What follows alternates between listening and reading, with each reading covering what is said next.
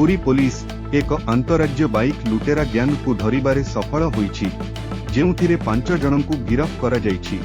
सेमानंको निकटरू 15टी चोरी मोटरसाइकेल जबत करा जाईछि एवं एही गैंग पश्चिमबंग को चोरी गाड़ी चालान करुथिबा जणा पड़िछि। बौद्ध जिल्ला रे भिजिलान्सर वन विंग एक चढ़ाऊ करी गोटिए चिताबाघ छाल जबत करिबा सह जड़े शिकारी को गिरफ करिछि। वन्यप्राणी अपराध रोकिबा पाई एही अभियान जोरदार करा जाईछि एवं अंतरराज्य चोरा चालान लिंक रो तदंत चलिछि। पनीपरिबार अभावी बिक्री रोकिबा पाई राज्य सरकार केन्द्रापड़ा जिल्ला रे एक 500 मेट्रिक टन क्षमता विशिष्ट शीतल भंडार को मंजूरी देइछंती।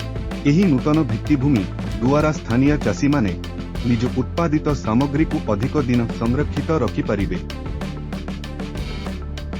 रायगड़ा जिल्ला काशीपुर ब्लॉक रे हठात झाड़ाबांती व्यापीबारु जड़े वृद्धांको मृत्यु घटिछि एवं 15 जन डाक्तरखाना रे भर्ती होइछंती।